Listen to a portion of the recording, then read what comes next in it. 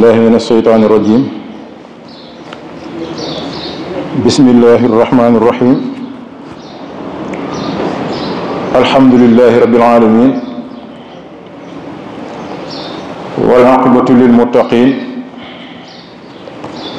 ولا عدوان إلا على الظالمين والصلاة والسلام على أشرف الخلق وخاتم النبيين سيدنا ومولانا محمد وعلى آله وأصحابه الغر الميامين ومن تبعهم بإحسان إلى يوم الدين وبعد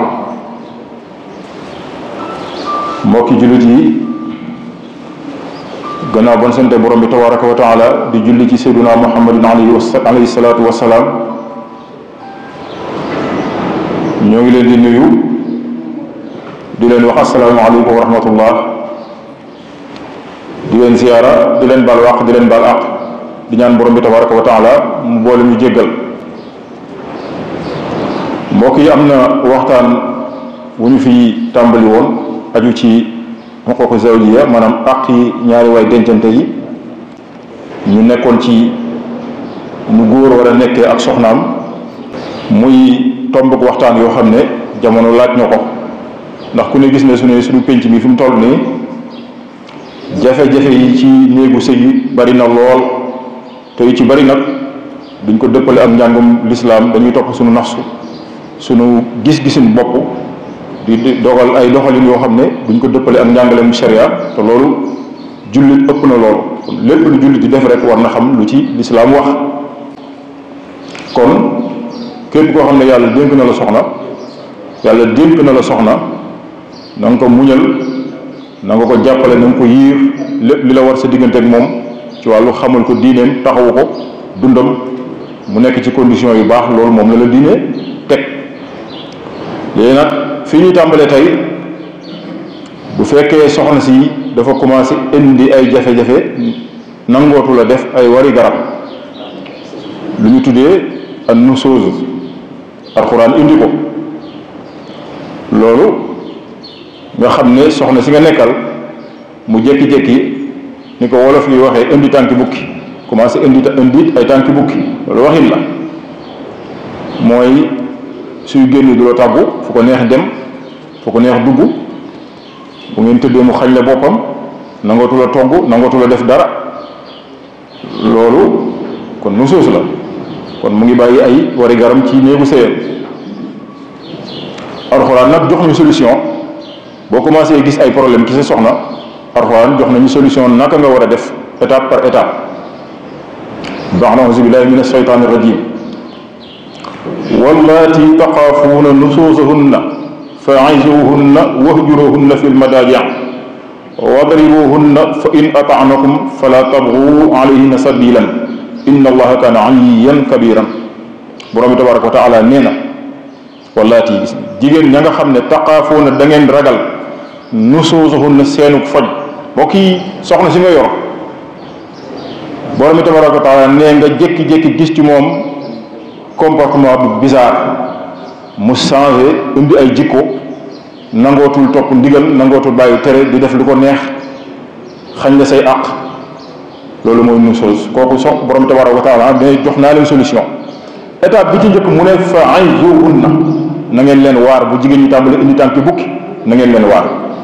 kon première étape mooy al maw'izatu waaye day nekk al maw'izatul xasana soo gisee sa soxna changé indi ay tànki bukki indi ay jikko première étape foo njëkk a war a jaar ak moom mooy waar ko borom bi tabaraka wa taala ne na ngeen leen waar ñoom soxna yi buñ commencé indi ay jikko waaye waar gi comme ni ma ko waxee al maw'iza xasana lay doon na doon waare wu rafet nga toog ak moom dafa moom lu ñu tuddee munaaxasa mooy débat nga débat ak moom te may ko it mu wax xalaatam mbokk yi bu ñuy xatal nit ab soxna boo nekkee ak moom ci biir kër gi yaatalal su jafe-jafe amee nga woo ko ngeen di waxtaan yow bul aaki moo waxtaan bi rek ne moom amul kàddu mbokk yi am na yoo xam ne lislaam fekkoon na ko fi dindi ko yooyu bokkoon na ca mooy jigéen daawul am kàddu même jigéen sax bu borom këram génnee àddina la fi lislaam fekkoon mooy wala baayam moom jigéen du donn mais moom dañ koy donn moom bagage la day bokk ci bagage yi ñu donn loolu la fi lislaam fekkoon mu ñëw dindi ko bu mu set jigéen ni góor waree donn ni la jigéen di donne donte nag bokkuñu duñu tolloo yusikumullahu fi awlaadikum li zakari mislu hazzil unsayayni loolu lay alxuraan kon alxuraan yow teral jigéen boo woowee sa soxna kon ngeen di waxtaan bul jàpp ne moom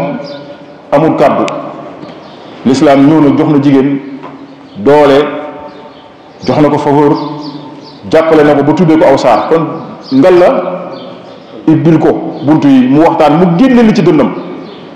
bëri na ñoo xam ne li ci lay jafe-jafe seen kër ñu ko indi ndax mayuñ seen soxna yi fu ñuy génnee li nekk seen dënn yi kon boo ko woowee mun a xasa débat la yow waxal li la metti mais déglul soxna si moom mu wax li ko metti jàngoro buñ ko weerul du faju kon na doon mun a xasa boo xam ne al mawdu sawiyan lay doon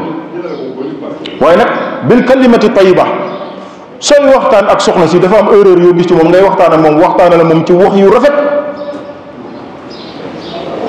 kon première étape nga waar ko ci wax ni wu rafet waxtaan ak moom mu wax li nekk ci moom wax la koy metti ngay xool ban saafara ngay jël ci loolu mën koo saafara ñaareel bi alxuraan ne bu ngeen leen waaree dégguñu dara wahjuruhunna kon deuxième étape mooy alhijratu mooy ngeen tong ko ci lal ba nga gàddaay ko waxuñ lal ba nag la wax lal ba lañ wax gàddaay gi na doon kaw lal ba waxuñu gàddaay néeg bi de ci néeg bi ngay fanaan mais nag da ngay wut sa benn mer gàddu rek lal ko ci suuf na fekk muy loo mën nag boo mënul loolu bu ci dugg bu fekkee leen mënuloo muñ loolu moom booyee ba ko xool benn solution ndax kenn forcé wu la pour ne wutal mer gàddu solution ngay wut rek foo jàpp ne la xëy na lii mën naa faj nga jaar foofu bokk na ci ni ñuy yaree soxna soo waaree waxtaan ak moom laaj ko mu génnee li na ci dënnam mu continuer di indi ay problème alquran ne gàddaay leen ci lal bi wahjuruhunna dafa lu ñu tudde alhijra gàddaay ko ci lal bi comme ni ma ko waxee utal sa benn basan maa sa benn mer gàddu rek tëdd ci suuf comme ni ko xale yi waxee nga aj sa garde noonu la ko xale yi waxee aj garde kon ajal sa garde nga jàpp sa njàmbur axwaan ne loolu gis nga nag loolu balaa ñuy jàll ci beneen étape bi sax gàddaay bi ngay gàddaay sa soxna loolu nag utuñu la ci àpp yaay xool nooy régler sa situation rek waaye diir wi yaay xool fu problème bi tolloog ni muy régler woo rek bu gaawee dellu ginnaaw nga dellu ngeen waxtaan rek bu fekkente ne xëy na mu ngay déjjëre di continuer yow tam nga fexe ba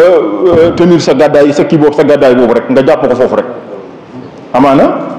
bu xoolee dana loolu li tax yoon def ko soxna si bu gisee mu tëdd ci kaw nga tëdd ci suuf dana ne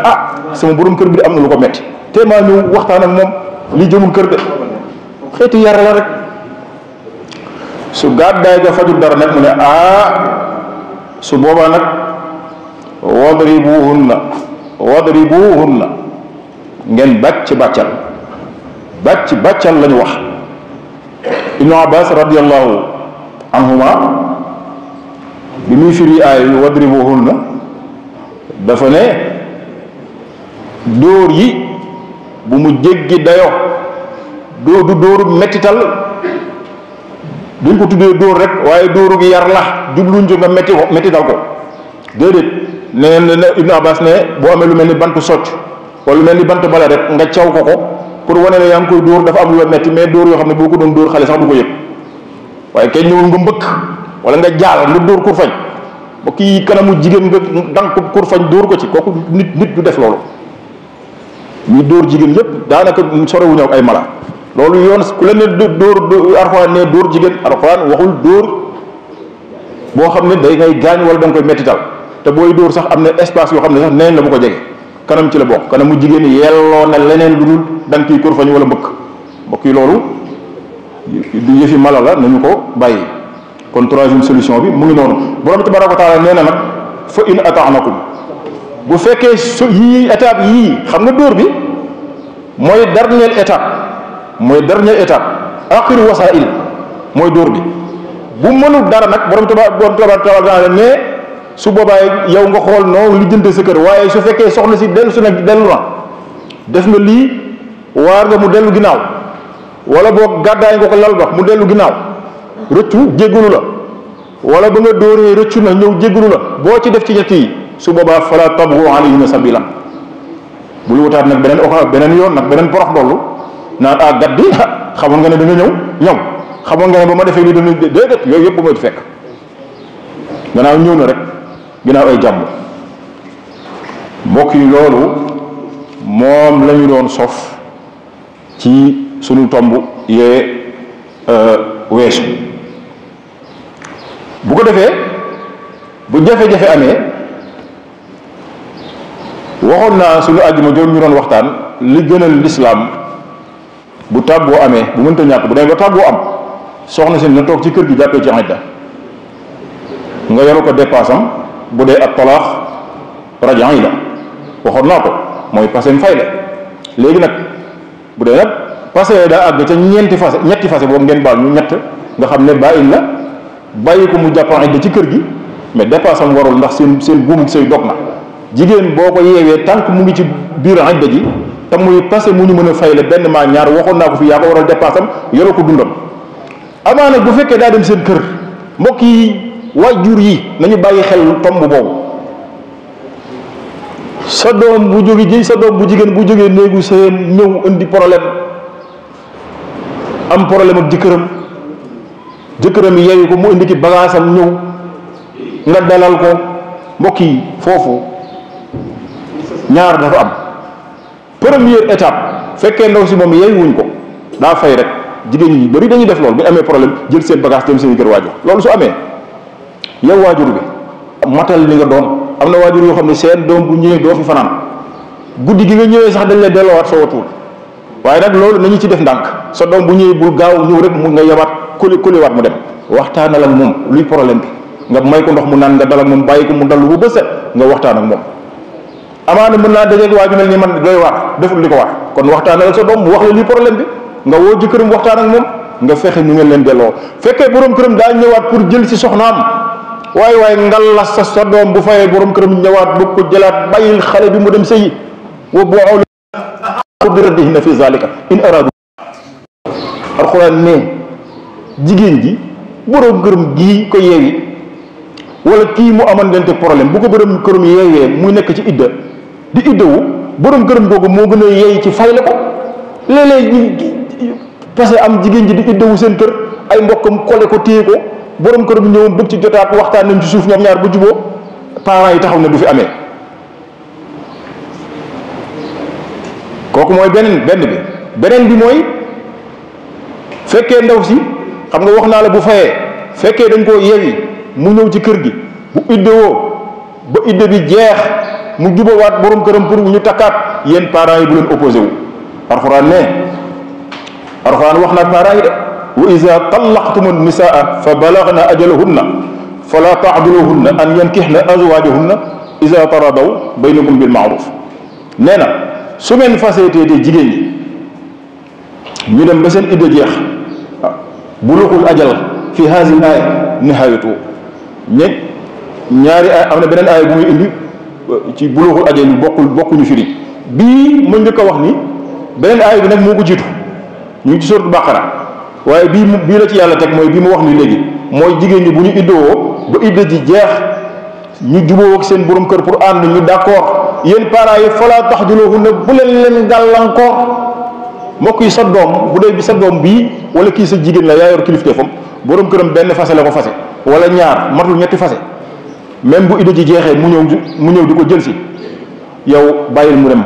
bul opposé wu bàyyi ko mu dem ci seen moom moo fa nekkoon xam na la mu fa dund bàyyi ko mu dem bu dee ñetti fase mbokk yi nañu taxaw moo tax gis nga alxuraan artu woon nañu de at talaaqu marrataani fa imsaakun bi maarufin aw tasrixun bi ixsaanin alxuraan ne fase ñaar la de bu ñaar yooyu xësee mat dankaafu naa leen bu amaatee rek leneen mooy xew mooy kooku seen diggante aram na kon ngal la soxna sii loolu xam nga aay bi lan moo ko tax a wàcc arab yi dañ doon nekk di def loolu bu fase jigéen muy iddaw mu dem ba idda ji di waaj jeex nga ñëw fay la ko récupéré waat ko jëlaat ko àndaat ak moom yeewi waat ko mu idd commencé waat iddawu ba idda ji waa jeex nga jëlaat jote waat ak moom yeeyu waat foofu nga nekkee mën nga ko fa jàppee ayat kañ la jigéen ji moom boppam Alxuraan wàcc nag ni nekk gaa yi nag lii ngeen def rafetul léegi mbir mi dañ koy organiser ku fasee benn wala ñaar yooyu jàppal ne mooy sa sañ tàccu néew lañ leen may ngeen di fase di dem rek déedéet ñaari boo ko fasee sa sànni tàccu boo dóoraatee beneen rek leneen ay xew. kon nag li tax ma indi lii mooy waajur yi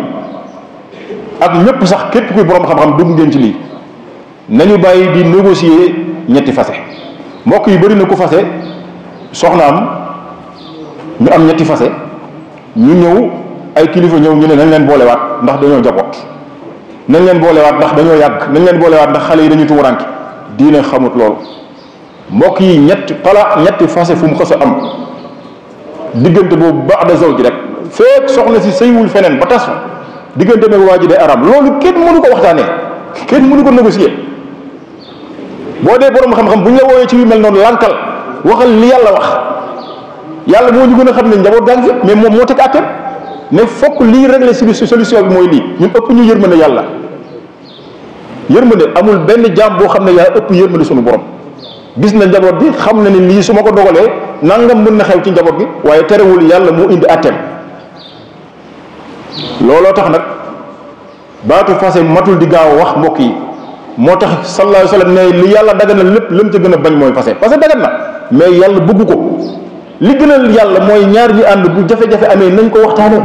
ñu bañ gaaw fase jigéen ñi bañ njoxor njaay nga ne may ma baat góor yi njoxor njaay nga maye baat nañuy def ndànk ndax soo ko toppee rek mën na lu yóbbu mën nga dem ba ñett yi ngeen rëccu dootu leen mën a ànd foog ndaw si dem feneen sëyiwaat ba jóge fa su boobaa situation bi àgg foo xam ne kenn du ko mën a tenir ci yéen ñaar looloo yoon di bañ moo tax marrataani la wax boo fasee benn arwaane am nga benn de même benn kaddu nga mën nga ci fase jigéen ñetti yoon boo nee ko fase naa la téeméeri yoon ñetti yoon la ñuy jàpp ci mbiru Malik boo nee ko fase naa la ñetti yoon la ñuy jàpp boo ne boo répété baatu fase bi ba muy ñetti yoon la ñuy jàpp loolu am na ngir yu ko yu ci d'accord mais ci mashabu Malik ñoom atti bi ci ñu ngi ko jëlee ci Sidina Omar ci jamonoom moo dogal atti bi ndax boobu dafa bëri ci arab yi ku mere soxnaam rek ñi naan fase naa la fukki yoon ak ñi naan téeméer yoon mu ne ñi ngi commencé di fooye fase léegi baax na Sidina Omar ne léegi nag képp ku mereti mu wax soxnaam fase naa la ñett wala nga wax lu passé ñetti fase lañ lay dóor ñetti fase fu mu xës a am ba da zawji rek Abdoulaye ibn Umar bu mu ñëwee ginnaaw Sidina Omar di doxal àtte boobu Abdoulaye ibn Umar moom moo jàngal Naafi' bokk ci sëriñu imam Malik yi moo jàngal imam Malik jàngal Ibnul Xaasim bi Ibnul Xaasim dellu Égypte di jëfandikoo àtte boobu Suhnoon jóge Tunisie ñëw ci Égypte di jàng ci Ibnul Xaasim ba mu delloo Tunisie jël àtte bi dugal ko ci ngir mi nga xam ne loolu mooy lu wér ci ngirum Malik ne ñetti fase ku ko amati ku ko wax sa soxna ci benn kàddu donte ci benn jotaay bi mën nga fa fase sa soxna ñetti yoon boo ko waxee fase naa la ñetti yoon rek ñetti yoon nañ koy jàpp mbokk yi nañu yar suñu bopp tey tënku it ci àtte yi lislaam te moytu bu yàlla indee àtteem ñu ci indi suñu xalaatu bopp gis nga boo xoolee tey fii Sénégal yàlla xam na ne bëri na couple yoo xam ne fii ñi ngi sëy seen diggante araab na bu yàgg te ñi ngi sëy di am ay njaboot parce que lan di nga gis koo xam ne mën nga waxtaane moom mu ne la am naa fukki fase nit ñi respecté wuñ yooyu da ngay gis sax ku fase soxnaam nit coow lu jóg mu ne amul woon témoin fase kenn sàkk lu ci témoin ci fiq fase kenn sàkk lu ci seede déedéet soo ko waxee dal na bu la neexee nag ba nga koy wut ba ngay fase nga wut seede pour lan dindi tuuma bu ñëwee est-ce que yaa fase woon nga ne amoon na seede man ndax wutoon naa ay seede mais seede yi du ci sart bu ñu foyee diine mbokk yi képp koo xamante ni bii rek nga seet sa diggante ak yàlla bu la wóoree ni kii nga yore am ngeen ñetti fase xamal ne seen diggante valable ci l'islam ba ko mu dem sëyu feneen nga bàyyi ba yàlla ñëw ak mbiram bu fekkee moom sëy na feneen bu jóge fa yow bul lijjanti nag góor gu la koy takkal ndax loolu baa réyu ko lay doon maanul bu demee feneen defi pexe nag bu ñëw bëgg dellusiwaat ci yow nag fekk sëy woon na foofu bala ca aju ca su ñëwee nag seen diggante door a dagan lii mooy diine leneen lu la waay wax nag dalaa bëgg a dugal ci ay giraawaali nga yor koo xam ne yaa ngi ko yor waaye l'islam araamal na seen diggante fekk yaa ngi njaaloo te yëguloo ko doom boo ci am nag doom du doon nekk doom bu valable ci l'islam nga yor di mooy yàlla nga continuer di mooy yàlla sa njaboot bu ñu barkeel loolu mbokk yi dara àddina jaru ko. yàlla na yàlla defal dégg defal ñu topp. ñu ngi jégg lu baax. salaamaaleykum.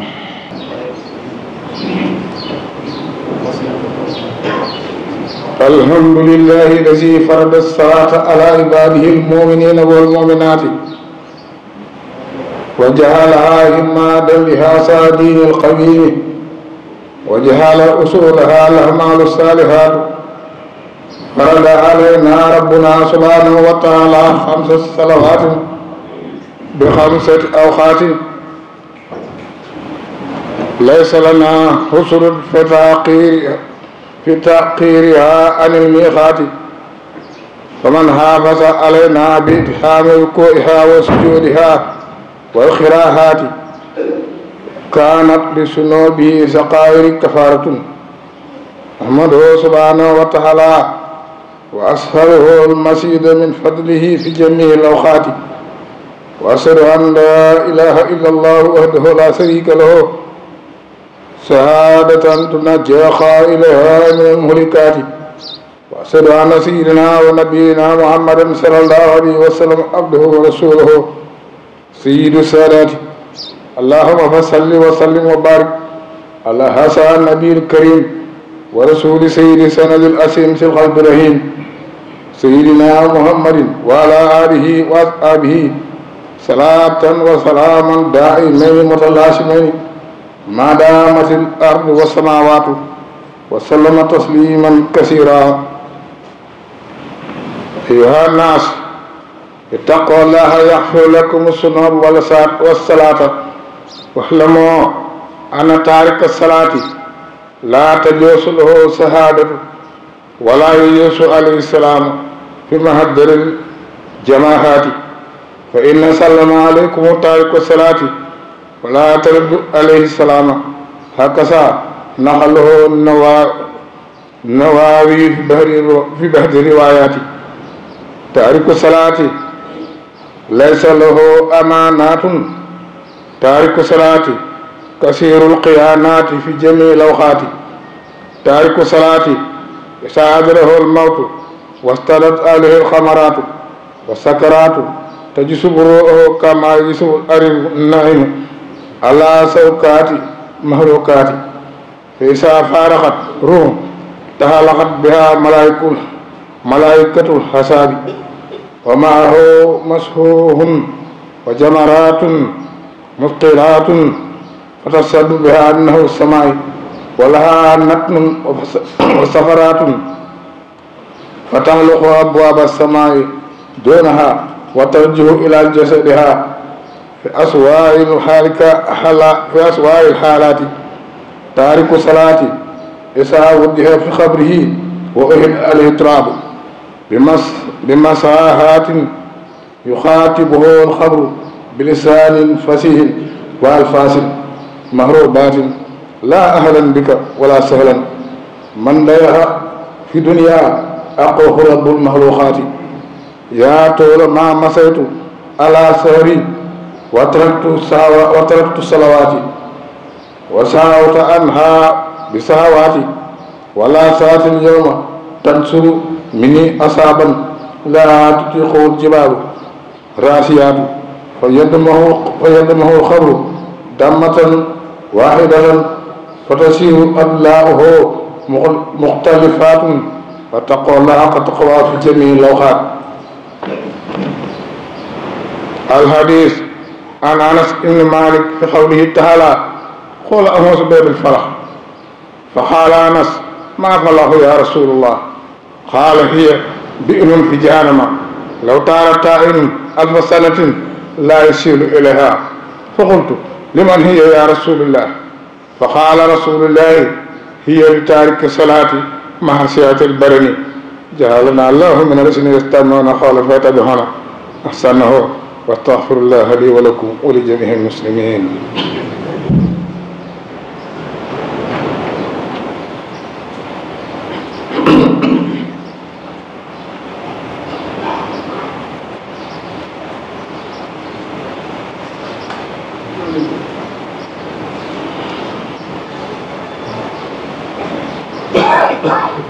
الحمد لله الذي أنعم علينا بالإسلام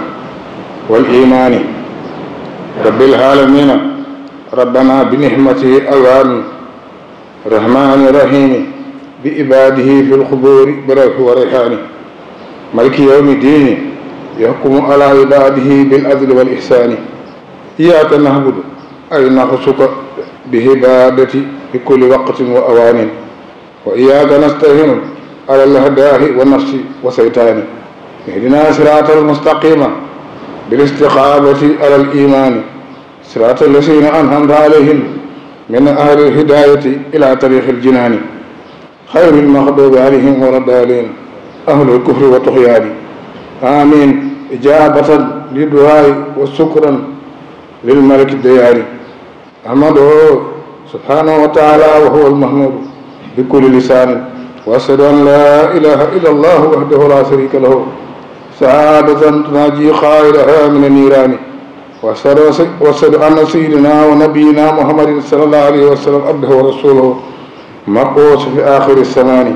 اللهم صل وسلم وبارك على هذا النبي الكريم ورسول سيد السنة الحسين شيخ إبراهيم وعلى آله وأصحابه صلاة وسلاما دائما متلازمين بطول الزمان وسلم تسليما كثيرا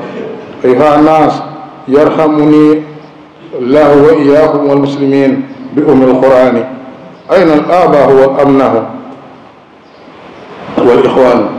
أين الملوك والعلماء والخلان أين الخدام شهود وأصحاب تيجان ساروا إلى بطون الهود وأكل لحومهم دور وتمسكت منهم الأكفان أما والله لو استطاعوا أجابوا بشيء يهجس عن وصفه ثقلان من سكرات الموت ومعالجة اللهوان ونصف روح من الجسد من 300 ضربة وتعنت بسناء وأحسن من هذا كله سؤال الملكين عن رب المجيد والنبي المبعوث وفي آخر الزمان فإن أجابهم على تحقيق وتصديق والإسهان فتح له بابا من أبواب الجنان وينصرف عنه وهو مسرور وفرحان فأما المنافق فيأتيه في قبر كلبان عسى ينأسه وعسى يلأنه بكل لسان ثم يأتي ملكان قليلان سديدان ويقولان من ربكم ومن نبيك من ربك ومن نبيك وما دينك من بين الأديان فيقول هذا ربي ويشير بأسبه لا شيطان فيذبانه ضربة فتساقط من أسمها أسنانه ثم يفتحان له بابا من أبواب النيران وكيف يفرح من مات ورب عليه قلبان واتقوا الله حق تقواه في السر والإحلال الحديث أثقل الصلاة على المنافقين الصبح والحساب ولو يعلمون ما فيها من الخير لا أتوهما ولو أبوا وأنه أنه قال الناس نيام فإذا ماتوا انتبهوا وأقول قولي هذا واستغفر الله لي ولكم ولسائر المسلمين ربنا آتنا في الدنيا حسنة وفي الآخرة حسنة وقنا عذاب النار ربنا اغفر لنا ولإخواننا الذين سبقونا بالإيمان ولا تجعل في قلوبنا غلا للذين آمنوا ربنا إنك رؤوف رحيم ربنا آتنا من لدنك رحمة وهب لنا من لدنك رحمة ربنا آتنا من لدنك رحمة وهب لنا من أمرنا رشدا يغفر الله لنا ولكم ولسائر المسلمين.